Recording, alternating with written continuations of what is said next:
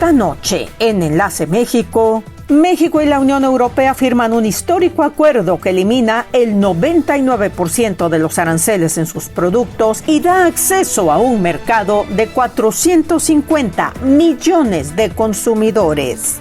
La Organización Mundial de la Salud declara que el brote de ébola en el Congo se está propagando rápidamente y ahora supone un riesgo muy alto a nivel nacional.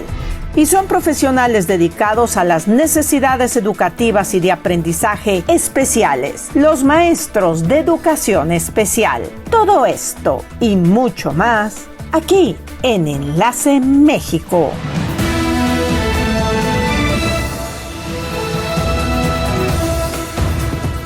Muy buenas noches. Qué bueno que están con nosotros en esta edición de su noticiero Enlace México. Muy feliz viernes para todos.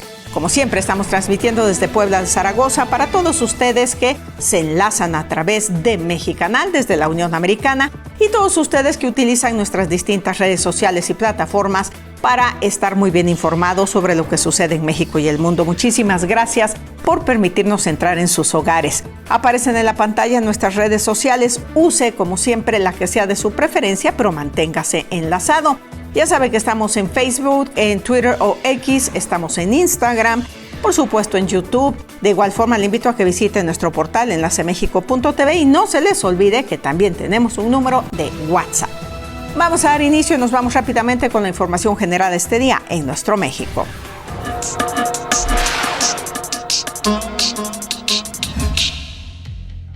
La presidenta de la Comisión Europea, Ursula von der Leyen, el presidente del Consejo Europeo, Antonio Costa, y la presidenta de México, Claudia Sheinbaum, firmaron este viernes en Palacio Nacional el pacto comercial entre México y la Unión Europea. El acuerdo actualiza el que lleva en vigor desde 2020 e incluye la eliminación de aranceles de hasta el 100% sobre productos clave de exportación de la Unión Europea, como el queso, pasta y mermeladas, y en total deja libres de arancel el 99% de los productos intercambiados entre la Unión Europea y México, lo que facilitará el acceso de productos mexicanos al mercado europeo de aproximadamente 450 millones de consumidores. El objetivo planteado por la Secretaría de Economía mexicana es incrementar en más de 50% las exportaciones nacionales hacia la Unión Europea, pasando de 23.8 mil millones de dólares a 36.1 mil millones de dólares en los próximos años. Omar García Harfuch, secretario de Seguridad y Protección Ciudadana, informó este viernes que se reunió con Kaja Kallas, alta representante de la Unión Europea para Asuntos Exteriores y Política de Seguridad, previo a la cumbre de México y el bloque de países del viejo continente. A través de una breve publicación en redes sociales, el funcionario detalló que abordaron temas de materia de seguridad y fortalecimiento de la cooperación internacional, intercambio de información y acciones contra el crimen organizado. Por su parte, Kallas afirmó que Europol y las fuerzas de seguridad mexicanas intensifican la cooperación contra el crimen organizado ante el interés común de Europa y México para frenar el tráfico de armas y drogas. La inflación se moderó en la primera quincena de mayo al ubicarse en 4.11% a tasa anual, informó este viernes el Instituto Nacional de Estadística y Geografía. El índice nacional de precios al consumidor desaceleró su avance debido al dinamismo de los costos de alimentos como el tomate verde, el pepino, el huevo y la electricidad, mientras que otros como el jitomate y el gas licuado de petróleo mediaron su avance. El organismo indicó que los precios de la electricidad descendieron un 17.88%, mientras que el del tomate verde, el chile serrano, también disminuyeron 18.59% y 14.28% respectivamente. En tanto al precio del jitomate, este avanzó 5.59%, así como los detergentes y el gas LP solo subió un 1.81%. El Congreso de la Ciudad de México aprobó por unanimidad una reforma a la Ley de Educación Capitalina para regular el porte y el uso de teléfonos celulares en escuelas primarias y secundarias de la capital del país durante horario escolar. La reforma, que entrará en vigor un día después de que se publique en la Gaceta Oficial de la Ciudad de México, no prohíbe de manera absoluta los teléfonos celulares y elimina cualquier enfoque punitivo o de sanción automática. Señala que el 75% de los maestros consideran consideran que los estudiantes se distraen constantemente con sus celulares en clase y que en México más de 3 millones de adolescentes han sido víctimas de ciberacoso o explotación sexual en línea. Esas fueron las breves nacionales. Y pasando a otros temas, vamos a hablar sobre temas del clima, del cambio climático que está pegando en todas partes. Y ya habrán seguramente escuchado ustedes a expertos recientemente hablar de la llegada del super niño, ¿verdad? Que se piensa va a pegar del lado del Océano Pacífico a finales de mayo y el mes de junio. Pues bien, todos estos cambios climáticos y la acción humana han puesto en peligro de extinción a cerca o más de 500 especies animales. Y existen lugares importantísimos precisamente que se dedican a preservar y a proteger estas especies para que nunca desaparezcan. Veamos. Apostar por la vida. Es así como algunos zoológicos como este en el estado de Maryland han cambiado su forma de trabajo para, además de mostrar los animales, protegerlos y conservarlos para generaciones futuras. Fundado en 1876, ha experimentado de primera mano el paso del tiempo. Anteriormente, los zoológicos mantenían a los animales en estas jaulas de estilo victoriano, pero en la actualidad no se consideran adecuadas para el bienestar animal y por eso están vacías. Pero el tiempo no solo ha impactado el aspecto general de los zoológicos, también ha cambiado su misión, pues ahora muchos de estos lugares en Estados Unidos sirven de centros de investigación, educación y protección de especies amenazadas o en peligro de extinción. Muchos de los animales que vas a ver aquí en el zoo, especialmente los animales autóctonos, es porque por alguna razón hubo una situación o un problema por lo cual no podían seguir sobreviviendo en la naturaleza. Este es el caso de Hudson, una nutria de río que nació en el estado de Oregón y que llegó a este zoo en 2016, tras ser encontrado abandonado siendo aún muy pequeño y al haber perdido a sus padres.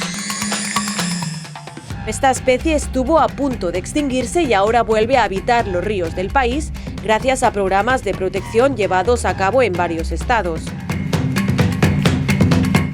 Y algunos zoológicos de Estados Unidos, como este de aquí, tienen departamentos de crianza, lo que significa que si elefantes como Toffee han nacido aquí, se quedan aquí durante toda la vida.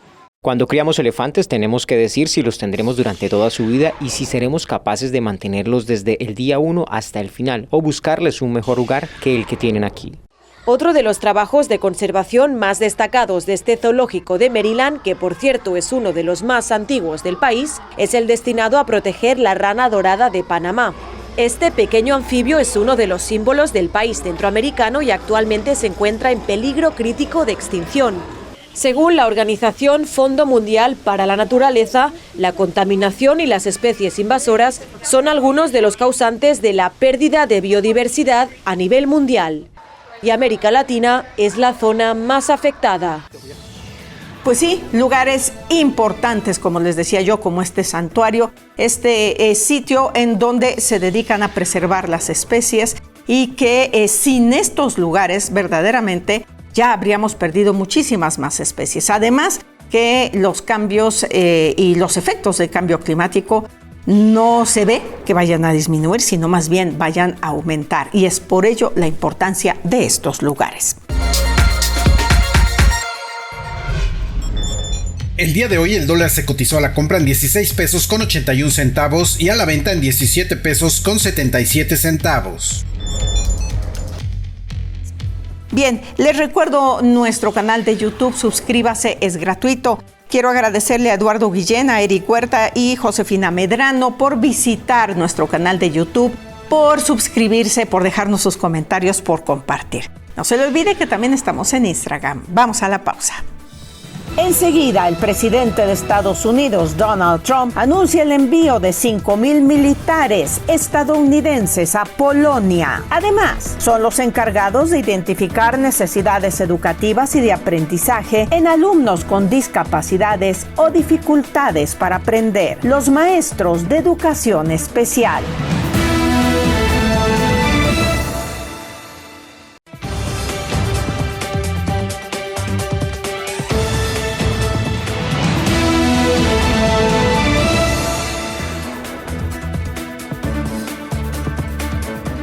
Estamos de regreso, continuamos en Enlace México y como cada noche, las efemérides.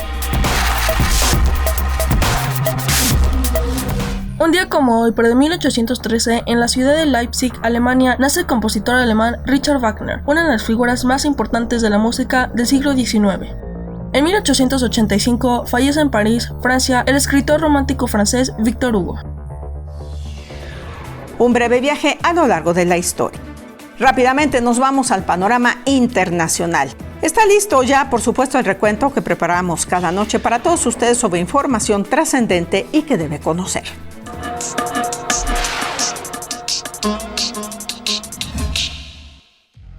El director de la Organización Mundial de la Salud, Tedros Adhanom Ghebreyesus, declaró el viernes que el brote de ébola en Congo se está propagando rápidamente y ahora supone un riesgo muy alto a nivel nacional. El funcionario manifestó que la Agencia de Salud de la ONU considera que el riesgo de propagación regional sigue siendo alto y bajo a nivel mundial. El jefe de la OMS indicó que se ha confirmado 82 casos en la República Democrática del Congo, con 7 muertes confirmadas, pero sabemos que la epidemia en la República Democrática del Congo es mucho mayor. Dijo que ahora hay casi 750 presuntos casos y 177 muertes supuestamente causadas por la enfermedad. La situación en la vecina Uganda es estable, con 2 casos confirmados en personas que habían viajado desde el Congo y una muerte.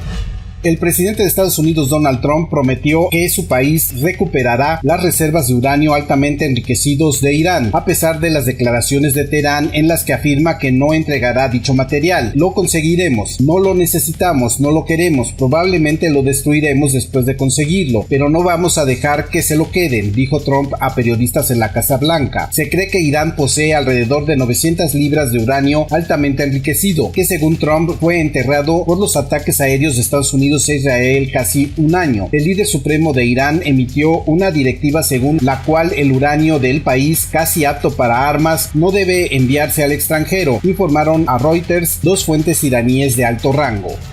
El presidente de Estados Unidos, Donald Trump, anunció el envío de 5,000 soldados a Polonia, aunque no precisó si se refería a un despliegue ya previsto anteriormente, retrasado en medio de su presión sobre Europa. El mandatario afirmó que la medida se basaba en su relación con su homólogo polaco, Karol Nawrocki, un aliado nacionalista a quien dijo estar orgulloso de respaldar en las elecciones que ganó en 2025. Me complace anunciar que Estados Unidos enviará 5,000 soldados adicionales a Polonia, escribió Trump en su red Truth Social. Trump no dio más detalles, pero sus comentarios parecían referirse a un despliegue de varios miles de soldados estadounidenses en Polonia, cuyo destino ha sido incierto durante varios días. Al menos 6 personas murieron y más de 100 resultaron heridas en enfrentamientos por límites territoriales entre los pueblos indígenas colombianos Misak y Nasa, en el departamento de Cauca, confirmó en la madrugada el primer ministro de Defensa de Colombia, Pedro Sánchez Suárez. El territorio en disputa está ubicado en el municipio de Silvia. El pueblo Misak reclama que el lugar es habitado y cuidado milenariamente por ellos, mientras que el pueblo Nasa reclama a su vez el territorio. El jueves se desató una disputa violenta entre ambas comunidades con palos, machetes y piedras. El ministro del Interior, Armando Benedetti, aseguró que el presidente Gustavo Petro convocó el próximo lunes a las autoridades de los 2 pueblos para hablar de la problemática por las tierras. La información del panorama mundial. Recientemente en México, ustedes recordarán, celebramos el Día del Maestro. Pues bien, hay maestros, hay docentes que son muy, todos son especiales, pero hay un grupo de docentes que son muy especiales, que son profesionales encargados de diseñar, de identificar y orientar muchas veces a las familias de alumnos con necesidades especiales que puedan tener dificultades de aprendizaje o algún tipo de discapacidad. Los maestros de la enseñanza especial. Veamos.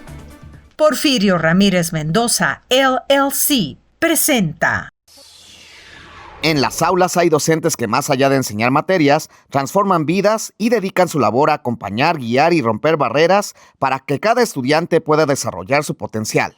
En educación especial, la vocación y la empatía son fundamentales. Desde hace 16 años, Esmeralda Castillo trabaja como docente de apoyo, una profesión que asegura le ha dejado grandes satisfacciones. Creo que la satisfacción más grande que tengo hasta el día de hoy como docente de educación especial tiene que ver con esos logros invisibles que solamente nosotros conocemos porque tenemos claro las capacidades, las habilidades que nuestros alumnos desempeñan o tienen. En la Escuela Federal número 11, Jorge Murat, 15 estudiantes reciben atención a través de la Unidad de Servicios de Apoyo a la Educación Regular número 60, perteneciente a la Zona 20 de Educación Especial, una labor que busca que la inclusión sea una realidad dentro y fuera del aula. Tratamos de que la diversidad sea vista y tratada como tal, ¿no? La inclusión dentro de las escuelas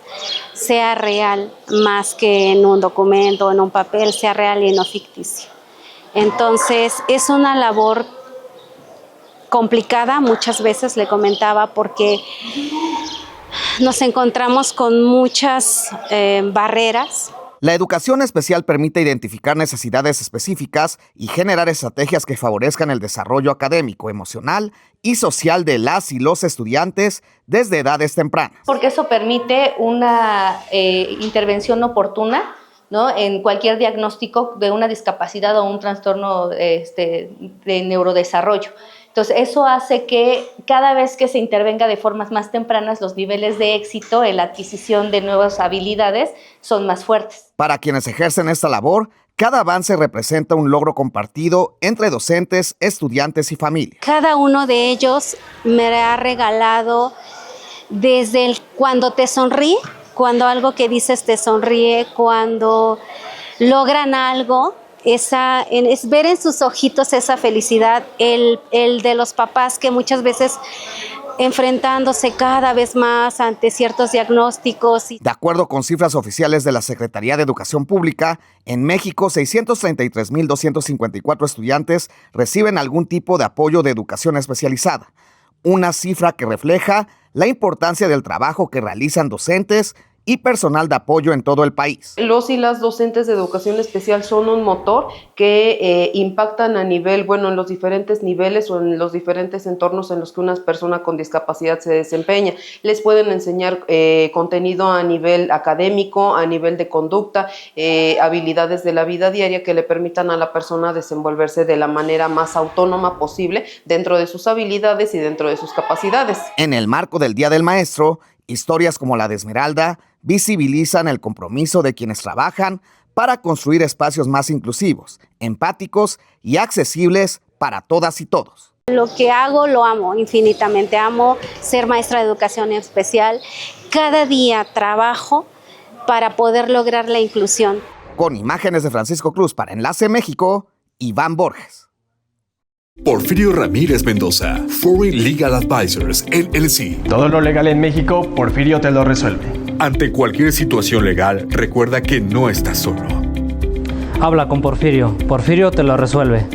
Si dejaste algunos asuntos sin resolver en México, yo soy Porfirio y Porfirio sí te lo resuelve. Como les decía, verdaderos ángeles que se dedican a todas esas personitas que además todos somos diferentes, no todos aprendemos igual y hay muchas personitas que aprenden de forma diferente. Gracias por la labor que hacen, por la paciencia, por tener esa vocación de verdadera enseñanza a los que somos diferentes, a los que no aprendemos a igual ritmo o a los que por alguna razón necesitamos más ayuda. Bien, la terminación 3900. Saludos para Francisco y Emilia Ferreira Lugo de parte de sus tíos Mariana y Benito Ferreira desde Naperville, Illinois. Vamos al corte, seguimos. Al regresar, con nuevas bodegas en la central de Coapiaxtla de Madero, se impulsa el desarrollo económico de la región. Además, llega Explorador para llevarnos a recordar el nacimiento del volcán Paricutín en Michoacán.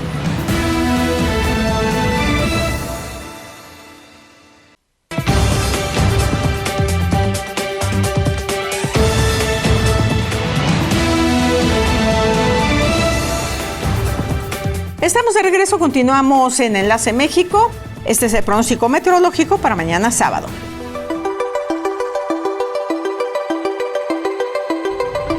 La ciudad de Houston, Texas, espera una temperatura máxima para mañana sábado de 82 grados Fahrenheit, 27 centígrados, mínima 70 grados Fahrenheit, 21 grados centígrados. El día estará con tormentas eléctricas. En Los Ángeles, California, se espera una máxima de 75 grados Fahrenheit, 23 centígrados, mínima 57 Fahrenheit, 13 grados centígrados. El día estará mayormente soleado.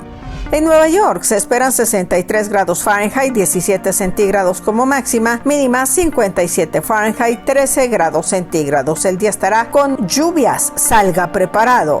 En la ciudad de Puebla tendremos una máxima de 25 grados centígrados, 77 Fahrenheit, mínima 13 centígrados, 56 Fahrenheit. Se espera un día con tormentas eléctricas durante la tarde.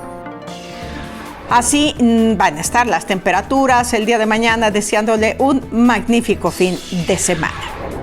Y bueno, ahora vamos a compartir con ustedes una historia que pues por alguna razón es uno de los pasajes coloniales más oscuros de nuestra ciudad, la centenaria ciudad de Puebla, protagonizado por un entonces muy poderoso y temido alguacil mayor de la época que por su comportamiento y por su manera de manejar las cosas en aquella época, llevó a una tragedia. Y de hecho, se sitúa en uno de los edificios históricos más antiguos en el centro de Puebla. La historia de la hija del alguacil. Esta historia tuvo lugar durante la época de la colonia en el año de 1705 y giró en torno a tres personajes principales: el alguacil mayor de Puebla, su hija Carmen y don Sebastián de Torrecillas, quien fue un hombre rico y poderoso de la época. Don Juan de Mendoza y Escalante, siendo el alguacil mayor de Puebla, siempre fue un hombre recto tanto en su trabajo como en su vida personal, además de que fue una persona profundamente religiosa. Trata precisamente de la hija del alguacil mayor, que siendo su única hija, él decide meterla a un convento. A pesar de que Carmen, la hija, no tenía ni la más mínima vocación por ser monja, encontró en el convento de las monjas agustinas la posibilidad de hacer realidad uno de sus sueños: el canto. Posteriormente, en una visita al convento, su padre le presentó a don Sebastián de Torrecillas, un hombre adinerado quien desde un principio intentó cortejarla sin importarle su vocación de servicio. Fue hasta la tercera visita cuando ella, Carmen, accedió a las cortesías de don Sebastián y decidió salir del convento con él. Desgraciadamente sale embarazada, el papá se entera y pues siendo de alta abolengo, pues no permite esta situación. Para ello, el alguacil mayor decidió sacar del convento a su hija Carmen y encerrarla en la habitación del fondo de esta casa durante y después de su embarazo. Cuando nace el niño, el papá trata de cubrir toda esta mancha social, digamos, y decide arrojar al producto de esta relación al río. Posteriormente, pues los remordimientos de haber matado a su nieto terminan matándolo de un infarto. Desesperada por no saber nada de su hijo, Carmen comenzó a tener problemas psicológicos y mentales que la llevaron a suicidarse. A partir de entonces y hasta en la actualidad, en esta casa afirman escuchar continuamente la voz penando de una mujer. Y es justamente esta la casa que perteneció al capitán Juan de Escalante y Mendoza a partir del año de 1701, en ese entonces alguacil mayor de la ciudad de Puebla, y se encuentra ubicada en la 8 Oriente, número 409. Bien, bueno, pues así termina la historia de una manera trágica, lamentablemente, pero bueno, ustedes pueden venir y visitar ese edificio justo en el centro de nuestra hermosa ciudad de Puebla. Y antes de irnos, por supuesto, le damos la bienvenida al periodista investigador Julián de Jesús Peña, quien nos trae Explorador. Veamos a dónde nos lleva. Explorador. La tierra se abrió y humo brotó con fuerza. Estaba surgiendo el más joven promontorio volcánico de todo México. Hoy hablaremos del Paricutín, el volcán que nació en el siglo XX. Es el único volcán que cuenta con acta de nacimiento. 20 de febrero de 1943 a las 16:30 horas. Paricutín, del purépecha Paricutini, significa lugar al otro lado. Fue en 1943 33 en un maizal de San Juan, Paranguaricutiro, un pequeño poblado de Michoacán, cuando Dionisio Pulido, un campesino de la localidad, advirtió una grieta en el terreno de la que salía humo. En las primeras 24 horas, el volcán se levantó hasta 30 metros. Al tercer día, era un montículo de más de 60 y para el primer mes, su superficie de 148 metros ya acaparaba todo el pueblo. La lava recorrió cerca de 10 kilómetros y sepultó 2 pueblos, Paricutín, del que no quedó vestigio al estar demasiado cerca del cráter, y San Juan, solo se salvó la iglesia. El Paricutín tardó 9 años, 11 días y 10 horas en cesar su actividad en marzo de 1952. Tuvo erupciones esporádicas y su cono alcanzó los 424 metros de desnivel con relación al valle. La ceniza cubrió por años los cielos de la meseta purépecha y en ocasiones llegaron hasta la Ciudad de México. Un área de 300 kilómetros cuadrados fueron cubiertos. En menos de 10 días murió todo ser vivo a la redonda, 4.500 cabezas de ganado y 550 caballos. Es el aparato volcánico más completo que el hombre ha podido contemplar y estudiar desde su nacimiento, dijo Gerardo Murillo, mejor conocido como el Dr. Atl. Explorador Julián de Jesús Peña para Enlace México. Muchísimas gracias a Julián de Jesús Peña y su explorador. Nos enlazamos contigo el próximo viernes. Con esto llegamos al final. Gracias como siempre por el favor de su preferencia. Les comparto los saludos de Osvaldo Torres desde Atlisco. Felicita al programa. Gracias, Osvaldo. Y manda saludos a su tío Domingo Ramos, que vive en Chicago, Illinois. Israel Mendiolea desde Houston, Texas. Saludos a su novia Carolina Hernández Peña, que vive en la ciudad de Puebla. Ofelia Garduño desde Puebla. Saludos a su hija Romina Cuevas, que está en Los Ángeles, California. Con esto llegamos al final. Es fin de semana. Disfrútelo con lo más importante que tenemos, que es nuestra familia. Descanse, por favor. Y buenas tardes, buenas noches. Los esperamos el próximo viernes para enlazarnos, como todos los días, aquí en Enlace México.